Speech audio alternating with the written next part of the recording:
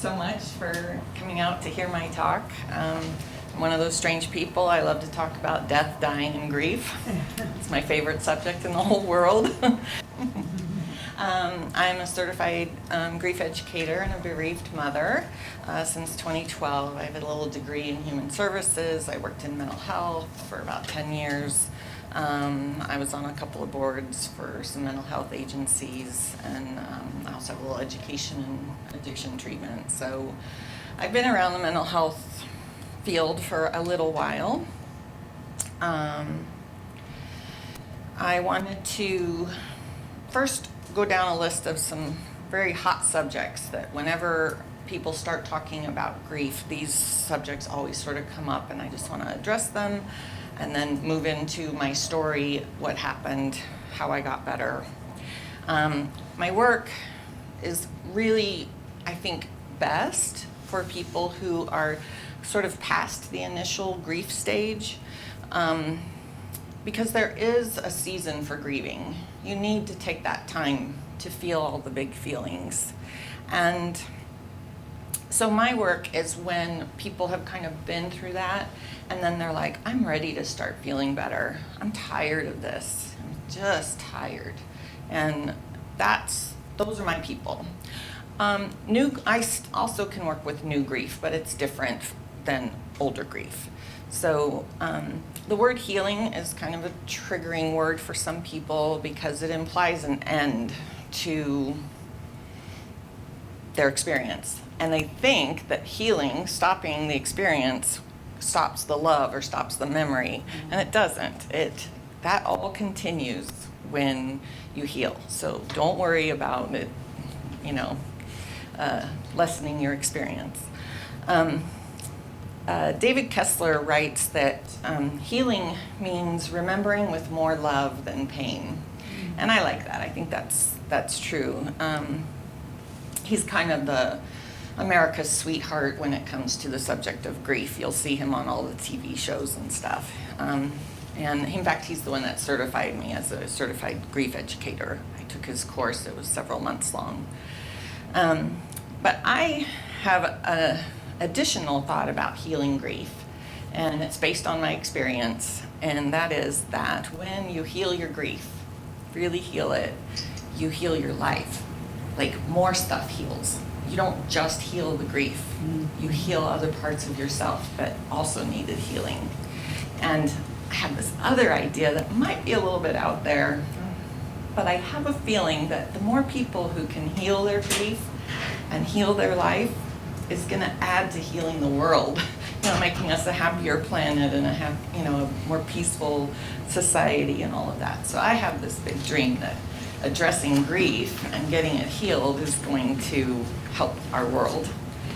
A lot of people get very defensive about their grief. I know I certainly did, a lot. And the favorite phrase is, don't tell me how to grieve. And I'm like, okay, but here, I'm not telling people how to grieve, I'm educating people how to heal. So if you can kind of see it in that light, it's a little bit softer. Very common phrase right now that's running around in social media, isn't grief just love with nowhere to go? And I heard that the first time and I thought, oh yes, that's right on, that's absolutely true. And then after I healed, I realized, oh no, grief and love are not the same thing. They are very different. So let's not equal grief and love as being the same. Tonight I'm going to tell you my story, what happened to me, and everybody's experience is different, and that's beautiful. So the next slide. This is my mom and dad. My mom and dad passed away when I was in my early to middle 20s, and they died within a year of each other. Got sick, went on hospice. Within a year, each of them were gone. And, I went through grief just like you would expect. I was really sad, but I handled it well. A year went by, I was feeling better, 2 years went by, and life was normal again. It was what I would call a healthy processing of grief. It lasted a reasonable amount of time, and I was good. Next slide. But in 2012, this beautiful boy, so delicious he is, he fell at Hellgate Canyon. And you can just flip through these pictures real quick. And he was out hiking and fishing and doing things, and just like boys do, and he was climbing down this cliffside. This is the overlook where he climbed over, and then the next slide shows the cliffside where he fell from. And we think he fell somewhere from up here, maybe, and landed, I don't know, maybe somewhere down here, I'm not sure. And then, of course, the next slide shows where he ended up, and that was really rough. Losing a kid compared to losing my parents, it was a totally different experience, and I did not bounce back in a year or two. In fact, I did not bounce back for a long time, 8 years I took to figure this out. So let me get to my slide here. So the next slide.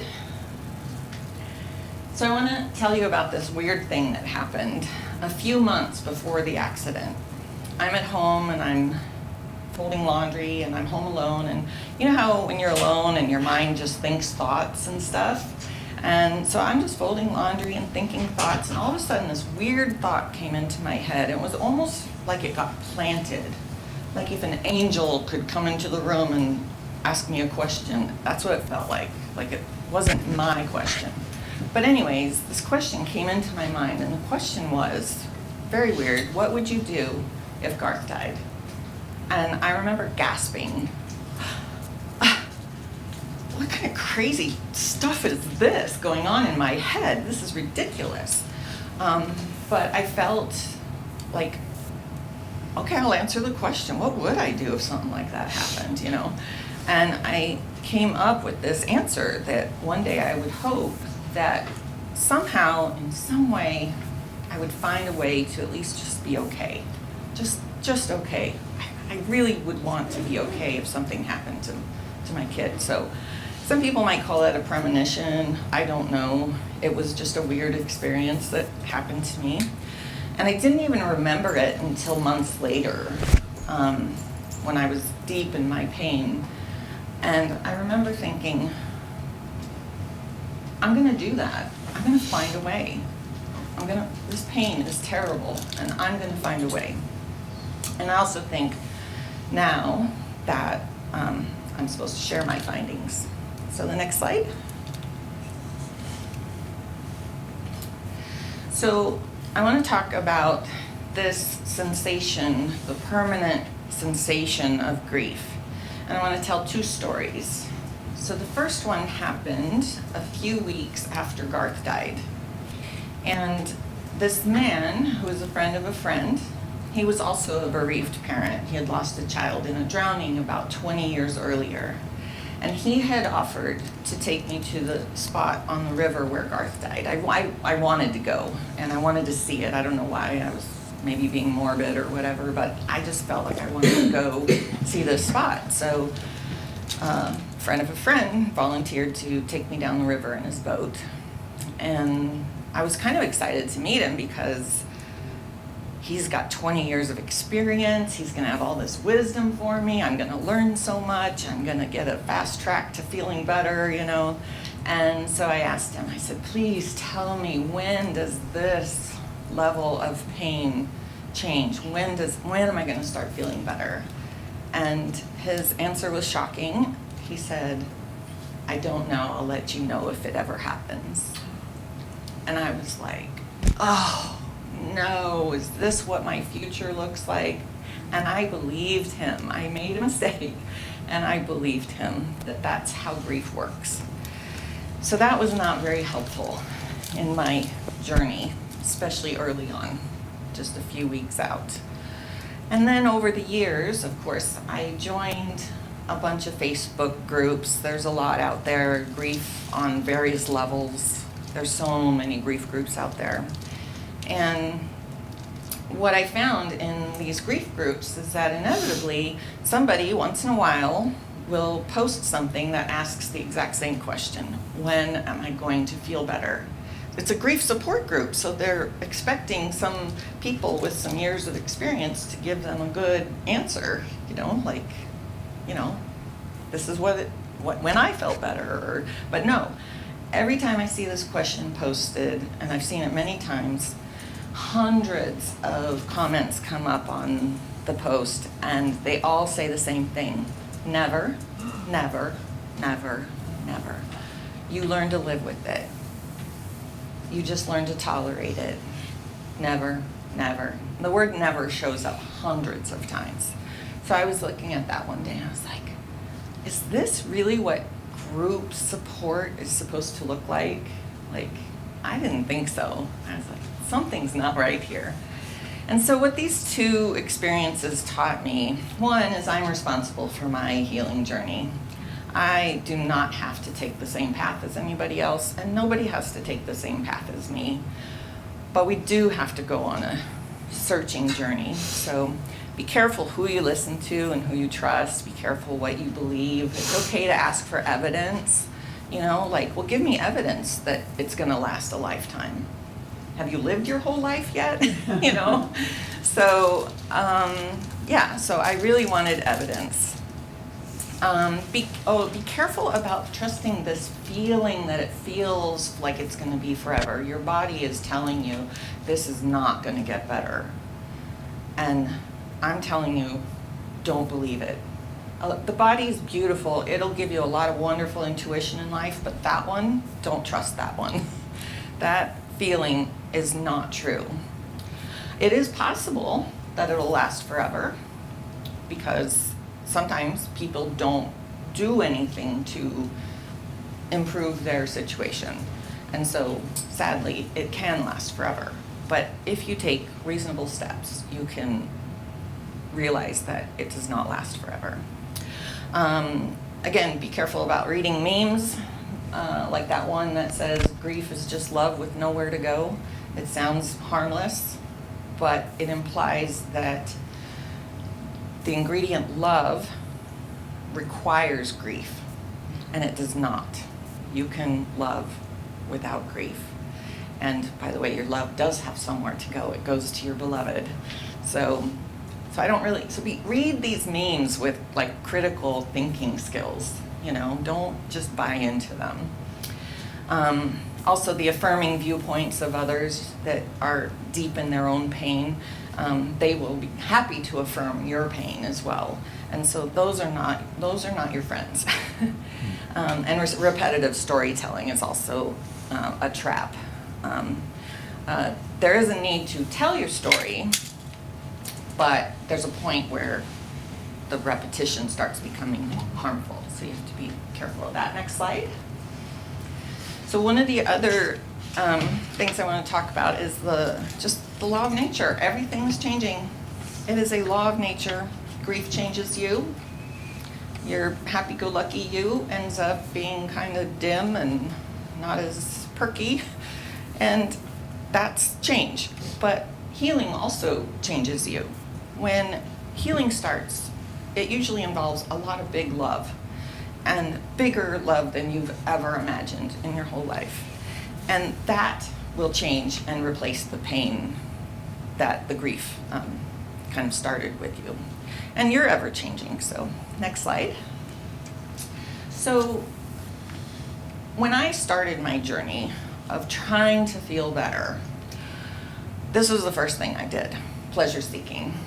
And it works. It worked. It bought me time. It gave me moments of peace. But the problem is it wasn't lasting, and it was really hard to maintain. I mean, I did all of this: over drinking, overeating, overworking, oversexing, oversleeping, overspending, and overthinking, which was the worst one. So all of this excess, just trying to make myself feel better. It did work a little bit for moments, but never was it very lasting. So next slide. Part of my pleasure seeking included quitting my job and moving to Maui for a little over a year. And in fact, I just got back from there. And But when I moved there, it was in 2015, so I was about 3 years into my journey. And these customers that I was working with there asked about my life in Maui and what brought me here, and I told them, you know, I just decided that if I was going to be sad, I was going to go do it in the most beautiful place I could get to. And so they looked at each other and they said, she needs to read the book. She needs to read it. And the other woman's like, yeah, she needs to read it. And so they encouraged me to read this book called The Power of Now. And it was a great book. I really enjoyed it. I felt like it was meaningful, but it would be years before I could take the content of that book and actually have an experience that resembled The Power of Now. So sometimes things come to you in like little steps, and you might not take it all in right away. So you got to be patient with this process of healing grief. So the next slide. When I came back from Maui, I came back to Oregon and proceeded to have a really big meltdown. I couldn't stop crying. My insides were shaking, my body was shaking, my voice was shaking. I was in really bad shape. I couldn't get up out of bed to even go to the kitchen and get a snack. It just felt too awful. And so I laid in bed for about a month and only got up to use the bathroom. Maybe I showered once a week, I don't even remember. But I stayed with my sister, and she took care of me, and she made sure I went to doctor's appointments and therapist appointments, and she's like, you're getting on an antidepressant and you're gonna take it for the rest of your life, right? And I'm like, yes, I promise I will take the antidepressant. And so in the first 8 years, I had 6 therapists, and I tried all the things. Medications, talk therapy, EMDR, it's eye movement desensitization reprocessing. It's a mental health method that they try to work with people who have like PTSD and stuff. I tried tapping, which is another thing that's kind of like EMDR. I tried group therapy, the online support groups, and just really nothing was helping. You know, I was suffering from a lot. So, next slide. So, my very last therapist was a former Zen monk, a really nice man, and he was also a prescriber. So, he says to me one day, he says, Barb, I don't know what to do with you. I'm at a loss. We've tried everything. You have suicidal ideation, PTSD, anxiety, treatment-resistant depression, complicated and prolonged grief. He's like, nothing is working. I don't know what else to do for you. So the only thing I can suggest at this point is electroconvulsive shock treatments. And I worked in mental health, and I'm like, no, thank you. No, I'm not doing that. And then he said, well, if you won't do that, the only other thing I can think of is there's some studies being done in the universities around the United States right now, and they're studying the effects of psilocybin on treatment-resistant depression and PTSD and things like that. So he said, maybe you could get in on those studies. And so I looked into it for about a minute and realized there were so many hoops to jump through, and I was in no shape to be jumping through hoops. So I thought, I can't do that. I can't do that. And so I just continued to take the medicine and whatever. And one day I came across a book called How to Change Your Mind by Michael Pollan. And he was writing about plant substances that can be consumed by humans that cause very interesting effects, psychedelic effects, and the people who consume these products are having great results with their hard time that they're having in life. And so I read the book, and I realized that it was basically a recipe for how to have a therapeutic quality psilocybin experience at home. He gave me all the tips and tools of what to put in my environment, who to have there, who to talk to after. I mean, he gave me all the, how much to take. It was a recipe for how to do it. And so I did it. And I did it several times. And it was really hard the first few times. I cried a lot. That's the big feelings coming out. And then I took a break for a while. I did it once a month for 3 months. And then I took a break. I thought, I don't know, every 30 days I would start feeling bad again. And so I would do it again. And then 30 days later I'd feel bad again. So I'd do it again. And I'm like, I don't want to do this forever. This is not, it's really hard. It's not an easy substance to take. And so I was like, I'm going to take a break. So I did. And then eventually I came back to it, and I did a couple more sessions, and it got different. On my 4th session, I had a feeling that my son was present, and it was beautiful, and I loved it, and I was so happy. And then on my 5th session, I started to have a conversation in my head. And I thought, this feeling of this substance in my body is pretty nice. I feel like this is a feeling that most humans should experience at least once in their life. I wonder if it's available without having to take a substance like this. And so I asked the question, can I feel this sensation anytime I want to? And I kind of got this message like, yeah, you can. And I was like, but how? And then I got another message, you're going to find out really soon. I was like, okay, thank you for nothing. But it was an interesting experience. So next slide. So as I continue my search for ways to help myself feel better, I end up going to a sound bowl healing person, a lovely woman up in Eugene. She's a nurse.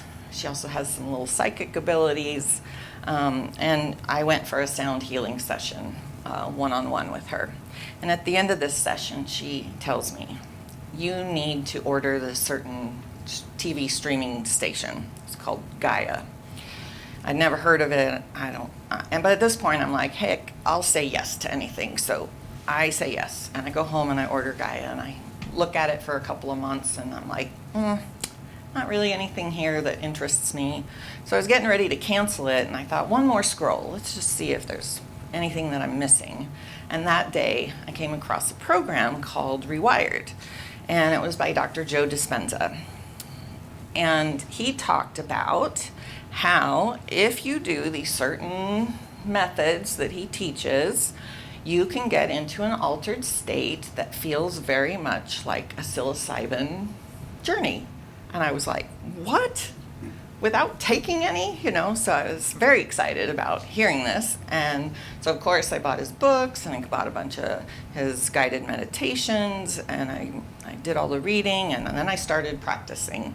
And at some point, I'm kind of like, is this even working? Have I been bamboozled? I don't know, So I go to my massage therapist, and I'm telling him about this Dr. Joe Rewired thing that I saw, and how I'm feeling like, Dr. Joe talks about EEGs and EKGs and how they're measuring human bodies for changes with doing his work, and I'm like, I don't have an EEG or an EKG at home. How am I supposed to know if I'm actually doing anything at all to affect change in my life?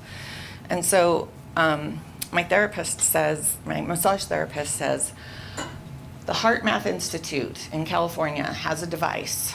It gives you real-time biofeedback on your practice, and it'll show you if you're in what they call heart coherence. And I'm like, you're kidding. I can access that? He's like, yeah, a couple $100. So I buy the device, and I start playing with it. And this was the first device, or the first time I felt a sensation that felt, a little bit mystical. And And it was just through doing their breathing practice and using the biofeedback information. And the next slide, please. So this is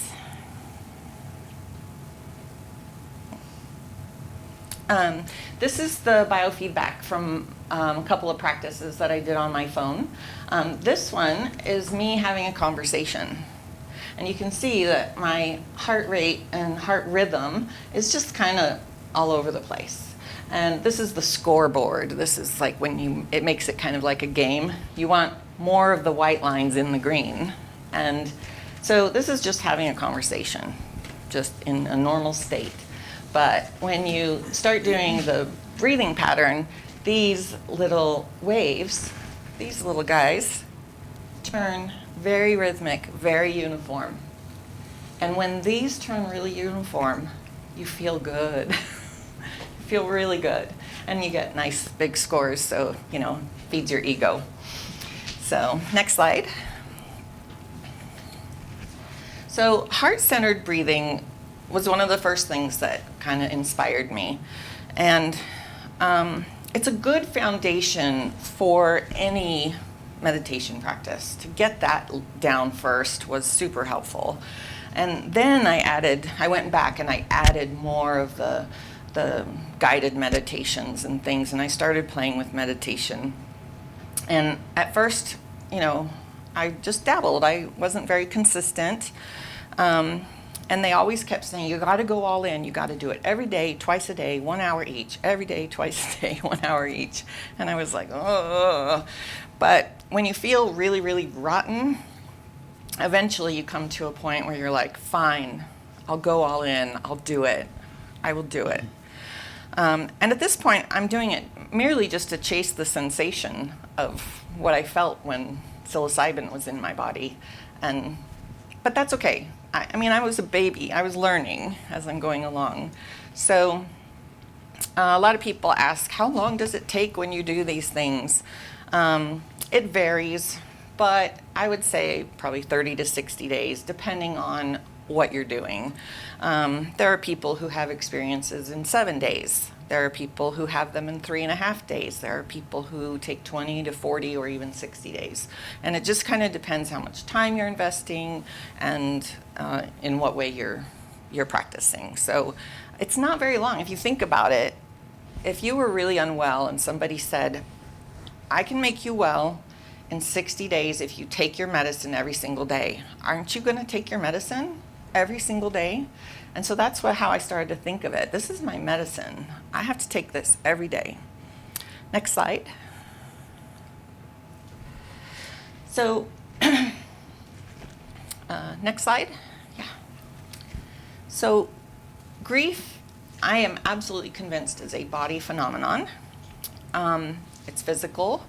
Yes, it's also mental, psychological. It has some chemical aspect to it. That's all true also. But I would say primarily it's a body phenomenon.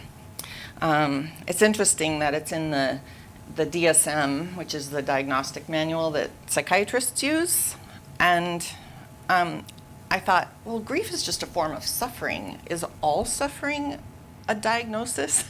But regardless, the thing with psychiatric work is that it addresses behavior, it addresses the mind, your thinking patterns, but it doesn't really address the body very much. And suffering requires an event or a memory or thought about an event. So even if the event has already happened, every time you think about it in that same way, you're having a thought, and those thoughts send chemicals through your body, just like the event did. So my event was traumatic, and I had adrenaline rushing through my body that day when we got the call. And so, which is great. It got me through that terrible week, all the decisions that had to be made. And the adrenaline is a good substance in small doses, but in repeated doses, it will make you feel terrible. And so what's happening is as we recycle our thoughts, we're releasing a flood of chemicals, oftentimes ones that don't help us, and then we end up feeling horrible. And we sit here and we go, God, I feel terrible. Why can't I feel good? What is wrong with me? Oh, my kid died. I remember now. Oh yeah, it was traumatic, and I replay the story. More chemicals, more sensation. Why do I feel terrible? God, I wish I could get rid of this feeling, this terrible feeling. And then, why do I feel this way? Oh, because my kid died. So you see how the cycle, it goes thought, chemical, body sensation, and it just goes round and round and round. It's very cyclical. Also, by the way, pleasure runs through your body in the same way.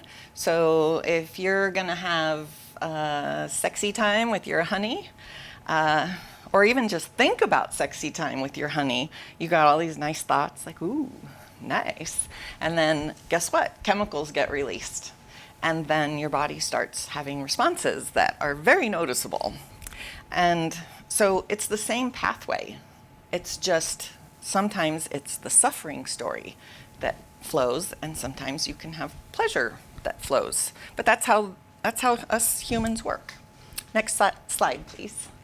So this cyclical problem exists because, and this is according to Dr. Joe and what I've read in his material, and the body's programmed for homeostasis. It just wants the status quo. It wants tomorrow to look like today, and it just wants consistency. And so when we start flooding our body with these higher levels of chemicals, the body adjusts. That's the new norm, and it wants you to maintain that level. And so it's more than happy to oblige and let you keep recycling these thought, chemical sensation. So your body is kind of betraying you because it's addicted to homeostasis. And homeostasis is powerful, and your body's very tricky. So the next slide, please. How do we get out of this loop? If the stress hormones are kind of keeping us stuck, how do we get out of this? And many people will say, well, just stop thinking about it. Go get busy. Go get a hobby. Do something different. Start a garden. Volunteer at the food bank. The people have all sorts of advice for how to get out of your head, and I say that's dumb and impossible. We are thinkers. We think.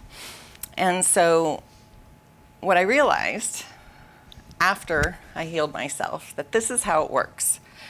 Instead of trying to start up here and change here, and you can't change the chemicals because they're kind of managed from up here, we can start with the body. So we'll start at the bottom and we'll work backwards. So now we're going to just pay attention to the body, where all the sensations are happening, and we're going to work backwards. And one of the ingredients that you need to have for doing this is willingness. You just got to be willing to play and try things. There's what is that phrase? Nothing changes if nothing changes. You got to do something different. So be willing to play with your life and do something different. I want to run just a quick 60-second little exercise to show you how easy it is to override your body. You can't override your thoughts, but I know you can override your body. So what I want you to do is just get comfy in your seat. You can close your eyes or leave them open. It doesn't matter. Whatever's comfortable for you. And I want you to just feel your feet on the floor. Let them be heavy on the floor, really sink in. Let your legs hang as hard and as heavy as they want to off your chair. Maybe take a nice breath every now and then. Feel your bottom in the chair. Let it get heavy, really heavy. Like it's just as heavy as it can be. Maybe allow each vertebrae to rest one on top of the other, on top of the other, on top of the other, and let each one of them get heavy and rest. And release all those back muscles and just let them hang. Maybe drop your shoulders, take another breath, and just drop your shoulders. Let those hang. Let your hands hang either to the side, they could be on your lap, palms up, palms down, doesn't matter. Let your head kind of bobble and rest on top of your neck. Take a breath, and then let's go downward. Make sure our shoulders are dropped, our spine is relaxed, our bottom is heavy in the chair, legs relaxed, feet relaxed, toes relaxed.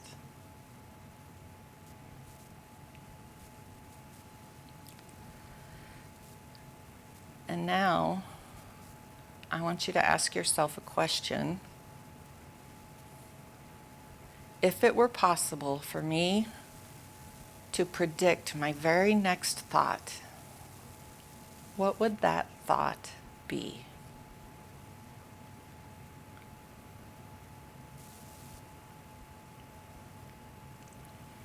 So there you go. You all just experienced overriding your body. You took charge. You told it what to do. You were the boss. And you got relaxed. And it wasn't hard. It was easy. Was it easy? Like relatively easy? So next slide, please. So when you get out, or when you get into these very relaxed states that you can learn to do with things like heart math breathing or Dr. Joe or any kind of meditation, really. What happens is when your body's super, super relaxed, it starts communicating to your other systems. It says, hey, we're not in stress. We don't need those stress hormones anymore. You can shut those off. So guess what? Your chemicals that are overloaded start to quiet down. And then when those chemicals quiet down, then your brain is also relaxed. And so you've got a calm body, reduced chemical activity, and now your brain and your mind is primed for work to rewrite the stories, reframe them, give meaning to them. You get to choose what you want to do inside your mind. But what I've discovered is you have to be relaxed before you go tackle issues in the mind. Next slide, please. Is there tissue right here?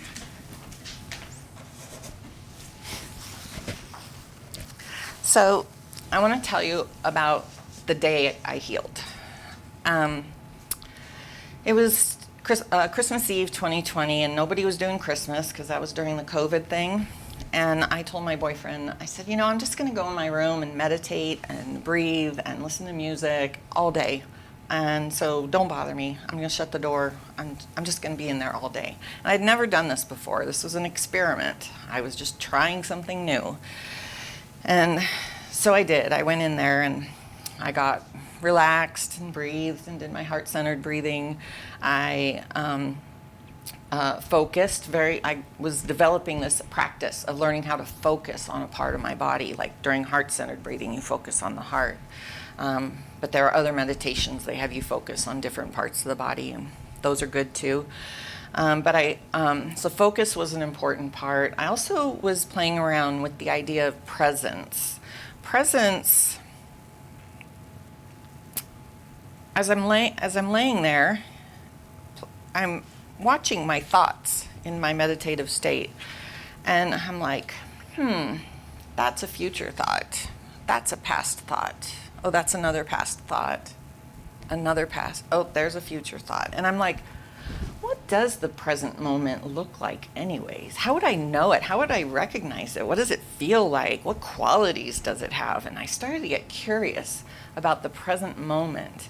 And that's when that book I got in Maui, The Power of Now, finally, it unfolded in front of me in an experience. And so as I'm filtering my thoughts, past and future, and I got curious about the present moment, and I started asking these questions, I realized that the present moment is just a blip. It's such a teeny tiny sliver of time on the scale of all time. And it's here one moment and gone the next, here and then gone, and here and gone, and here and gone. And as I'm looking at this moment that's fleeting, I realized it's very peaceful in that moment. And I liked it. And I was like, this is really nice. And what I found is that when you put your attention on it for long enough, in this mental game that we play in meditation, it kind of opens up.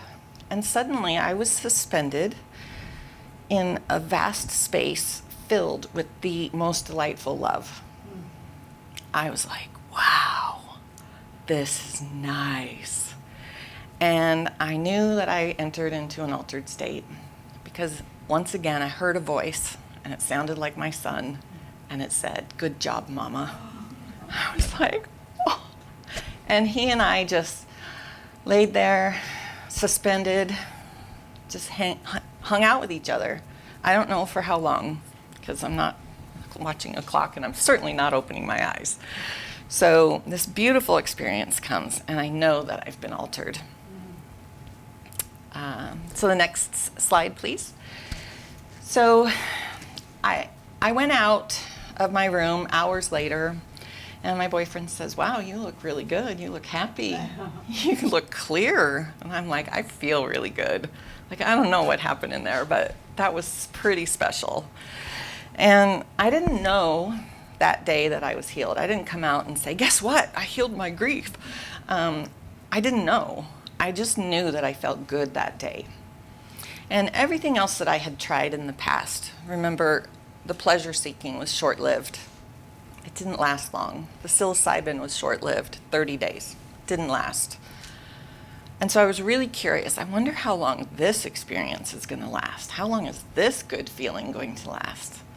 And so the days went by, and the weeks, and the months, and the years, and it's been over 5 years. And that feeling, and a type of that feeling, is with me every single day. Something happened that day that cleared this pain that I was carrying with me. So I want to talk for a second about altered states. They're natural human experiences. They happen all the time, sometimes spontaneously, sometimes when people work for them. But these are some of the things that people can do to, and these aren't all of them, I'm sure there's more, but these are common ones. Runner's high is a form of an altered state. Certain types of yoga can put you in an altered state. Psychedelics, sweat lodges, breath work, chanting, toning, music, drums, sound healing, dancing. My daughter, she's 36, she dances to get into an altered state. That is her preferred method. She loves to dance. So fasting is another one. Sensory deprivation, sensory overload, mantras, hypnosis, sex, masochism, pain, pleasure. So choose your medicine.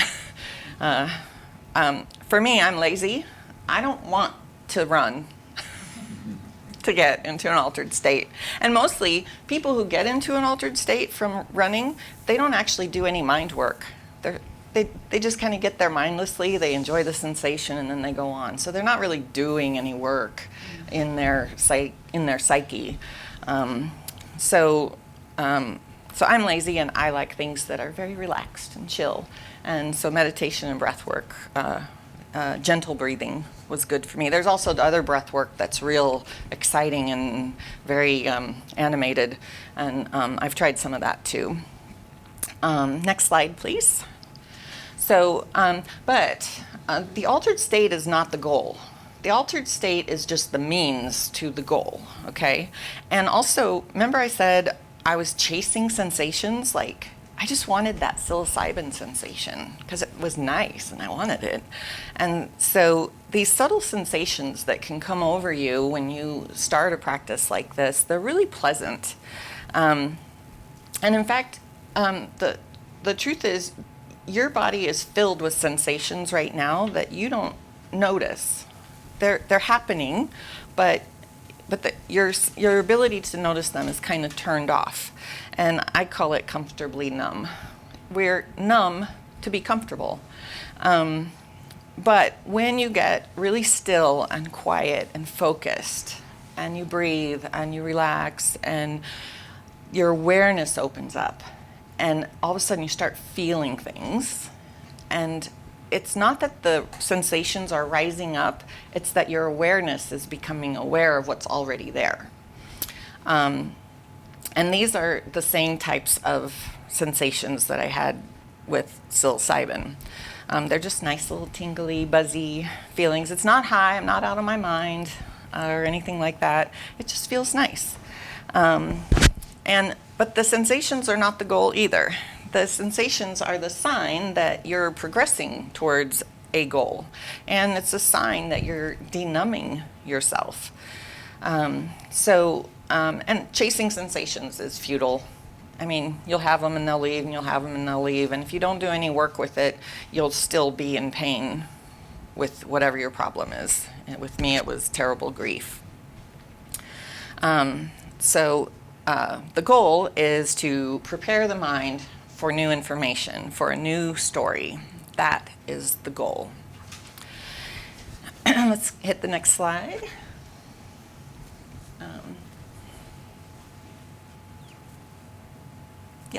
So accessing the mind can only be done from a very calm state. It's in this calm state that the mind will receive new instructions that you give it. So it's very important to work on getting your body to calm down. And also the stress hormones have to be shut off, of course. So, and when you're in this really, really relaxed state, this is when you can enter your mind and you can start inquiring about your thought processes. And you can say, is this thought helpful to me? Is this thought worthy of being preserved? Is this thought guiding me towards a happier, more joyful life? Or is this thought doing me damage? And, really think about it. And if you decide, I want to get rid of those thoughts, I'm so sick of those thoughts. Well, the best thing to do then is to go to the next question, which is, what other thought would I like to replace these with? What would I like instead? And so for me, my story was, my kid fell, hit his head, crushed his skull, died at the scene. I'm a grieving mother. I hate my life. I want to die. That was my repeat story. And I was so sick of that story. And I thought, the only thing I can think of that I would like to replace that with is beautiful thoughts about Garth. When I miss him, I don't want to go to that story anymore. I want to go to the thoughts that are just wonderful. Like, he used to sit at the end of my bed and we would just talk for hours till one of us passed out. It was really fun. He was a very good conversationalist. And I remember on Christmas one time, he filled up his dinner plate with all the things that I had made, and he's looking at it like this, and he's walking to the table and he's like, "Get in my belly." And I was just like, those are the memories that I want to pop up when I'm missing him. And so that started to happen. Every time, after I healed myself on Christmas Eve, every time I would think about Garth, I would go to beautiful memories. And that old story just disappeared. It just disappeared. Next slide, please. I think. Yeah. So one of the other things that's important in healing grief is feeling the feelings. And a lot of people don't like it. They don't want to do it. It hurts. It takes time. You feel embarrassed because it's messy. But I'm telling you, you gotta do it. You gotta feel the big, ugly feels. But here's some advice. When you feel them, set an intention to feel it for the last time. Don't let it be one of those big feels that's just feeding the loop. Let it be the last time you're ever going to feel it. Feel it so fully that you're just sick of it and done with it and complete. Let it be complete. When you have big feels like that, though, it's really important to be able to bring your body back into a state of calm. So when the big feels come, it's nice to have a method like heart-centered breathing or a meditation style, whatever feels good to you, that you go, okay, I'm done with this feeling for now. I'm going to take some time and just breathe and relax and comfort myself. Next slide, please. So one of the things that I also kind of discovered, sort of by mistake, I was just playing around with this very relaxed state that I was in. And one day, when I was really pretty much in an altered state, I asked the question, what would it feel like if Garth was here right now? What would my body feel like if he walked in the door right now? And all of a sudden I felt my body light up and I was filled with elation and joy. And I was like, oh yeah, that's what it was pure fantasy, but my body lit because I was relaxed and I was paying attention to it. So this little trick was really an enjoyable experience. And at one point, I almost felt like he did walk in the door, like I could feel his presence. And sometimes I would even just talk to him. I don't know if he was there or not. It does not matter. The feeling, the sensation of joy and peace and elation was delicious, and I'm happy to have it. And I think it contributed to my healing. So there's that, just for fun. Next slide, please.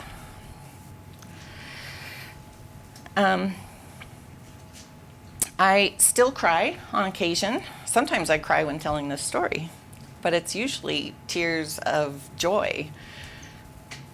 Because when I think about what bad shape I was in those first 8 years and the contrast of the last 5, I'm just blown away, and it brings me to tears. It's so beautiful.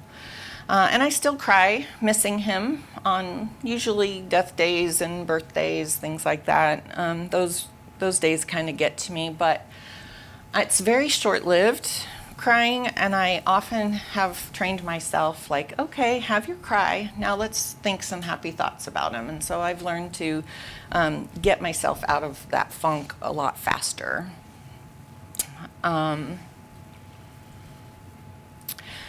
Before Garth died, I already was kind of a depressed person. Took a little Prozac off and on, you know. And, I kind of forgot this. So this is kind of an interesting story. When he died, I was working in the mental health system.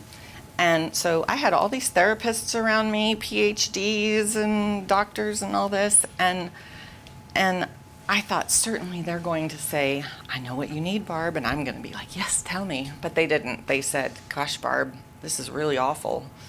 I don't know what to say. This is really bad. And that's all I got from my own mental health system that I was working in. I was like, that was terrible. Anyways, yeah, that wasn't good. Oh, also, David Kessler, in the training that I took with him, he brought in a bunch of experts to talk with us as students, and many of them had PhDs, double PhDs, and all of them affirmed that the psychology field in general does not educate their people on grief beyond Elizabeth Kubler-Ross's 5 stages. They learn those, boop, done, there's your grief education, that's it. And that's not enough. So, yeah, so being depressed and not having good services was pretty challenging. But now I live with acceptance, and I didn't choose acceptance, it came to me. I didn't white knuckle my way into acceptance. It just sort of happened as a result of everything that I had done. And the other thing that came to me was incredible meaning. And see, this is where David Kessler wrote one of his recent books was Finding Meaning, and he calls it the 6th stage of grieving. And I think it's the most wonderful stage, because when you can put a story to your experience that has rich meaning, your story becomes even more precious. It's beautiful. And so while my son's death was the worst thing ever, that I would never wish on anybody, and I don't wish it on myself, it turned into the best thing that ever happened to me. Because if he hadn't have died, I wouldn't have gone on this journey of trying stuff. And that old depressed me that was there even before he died, she's gone. I do not have PTSD, anxiety, depression, prolonged grief. What else did I have? I don't have any of it. It's gone, all of it. And that's why I say when you heal your grief, you're not just healing grief, it holds the potential to heal your whole life. And the last slide, please. So I mentioned this ingredient earlier, and I want to come back to it just because I think it's so important. I was talking to a woman this week.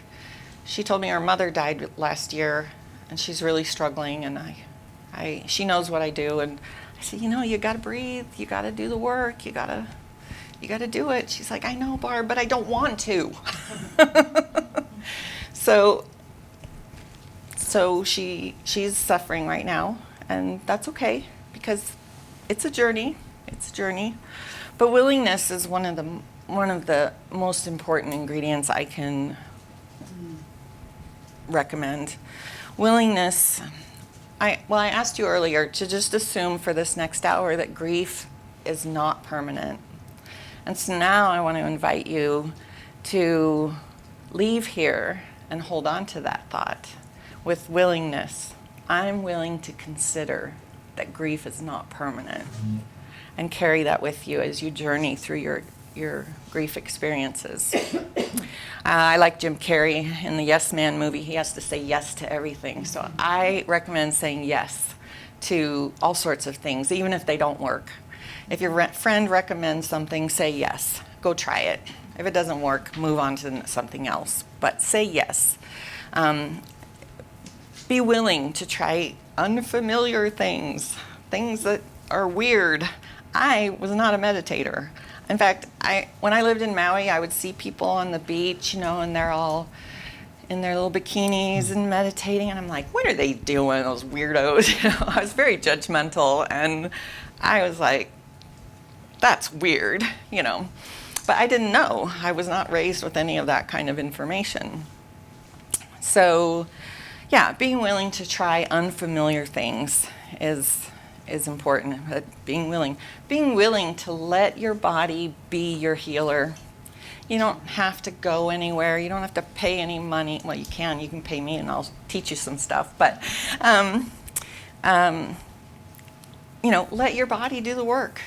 It's your tool. It's free. It's you got it. And it doesn't even need to be healthy.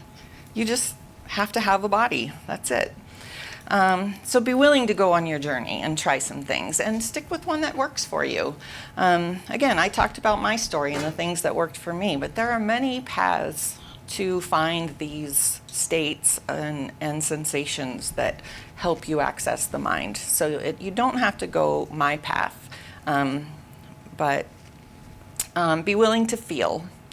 When you feel, you also get the opportunity to feel better. You get the opportunity to feel joy, love, and peace. And I promise you, the effort is so worth it. It's so worth it. Thanks.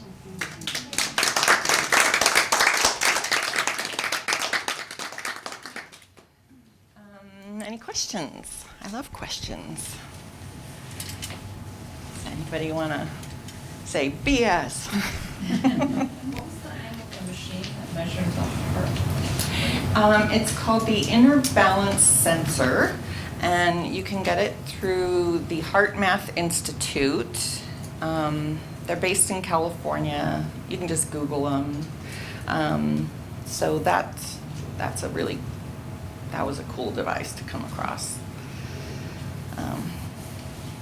It's a Bluetooth device. It has an app on your phone, and it clips to your ear. I meant to bring it tonight, but I think I forgot it. Clips to your ear, and then you press the on button, and it just communicates with your phone. So, any other questions? You think your son was really with you that day, December? I would say, because I love evidence, I like proof, and I like to know things absolutely. So I would say I don't know. But I would say that it totally felt like he was. The sensation that ran through my body was, he is here and we are together. And it was very real feeling. So was it real? Doesn't matter. Did it feel real? Was it delightful? Yes. Yeah. Yes. Can you talk a little bit more about the heart-centered breathing? Is that what the Heart Math Yes. Institute is teaching? Like you imagine you're breathing in and out through your heart? So the Heart Math method of breathing is heart-centered. So first you have to learn how moving your attention around works. So right now your attention is on me. So if I ask you to put your attention in that corner with your eyes, you're going to look over there, and your attention's over there. And now I want you to put your attention back on me. So that's putting attention, but now do it with your eyes closed. Put your attention on me. Now put your attention in that corner of the room. And now move your attention back to your heart. And can you feel how your attention just moved across the room and you brought it here into your heart? So that's heart-centered. So that's the first thing. You have to be centered, your attention fully on your heart. Then the way they breathe is an inhale with a 5-count inhale and a 5-count exhale. Very slow. Find your own pace. What feels good. They recommend a slightly extra inhale towards the end. So as you're inhaling, 1, 2, 3, 4, a little bit extra inhale on 5. So 1, 2, 3, 4, and then 1, 2, 3, 4, 5. So that little extra push at the end of your inhale is part of their practice. And the other thing that they have you do is, as best as you can, find a happy feeling. Think about what it feels like to be in love. Think about anything wonderful. Feel grateful. Feel just any positive emotion that you can kind of feel good with. One of the ones that I played with was the Ho'oponopono meditation. It's a Hawaiian thing. It's kind of been sort of altered, but I would inhale love, and I would exhale forgiveness, or I'm sorry, and then I would inhale forgiveness, and then I would exhale gratitude. So I just kind of did the Ho'oponopono concept coming in and out of my heart.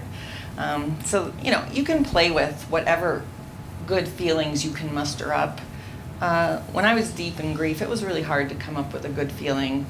And in fact, early on, I thought, the only thing I'm grateful for is that this breathing feels good. So I was grateful for that this breathing feels good. That's the most I could muster up when I was really in my dark place. So anyway, so that's heart-centered breathing. Thank you. You're welcome.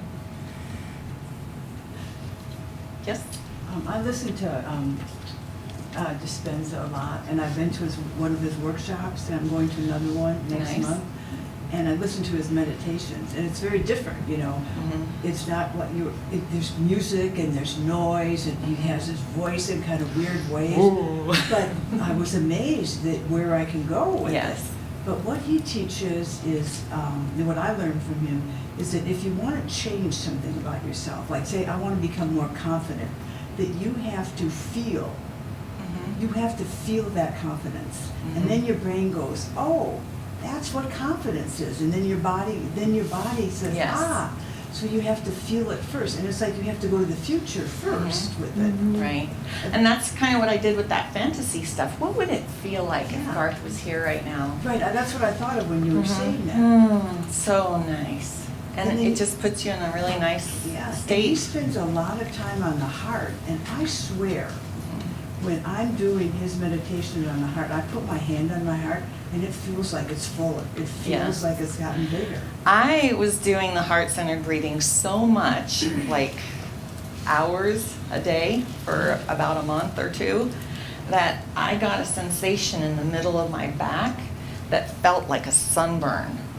And it was there for weeks. I had to stop doing as much heart-centered breathing because that sensation was becoming so irritated. Wow, that's And interesting. there was no mark, but it felt like a sunburn in my back. So real physical sensations bubble up when we play with our bodies in this way. It's nice. But again, the sensation is not the goal. Yeah. The goal is to heal the mind, and I'm Change still how you- healing my mind. I discover new layers of neurosis all the time. So it's a work that continues.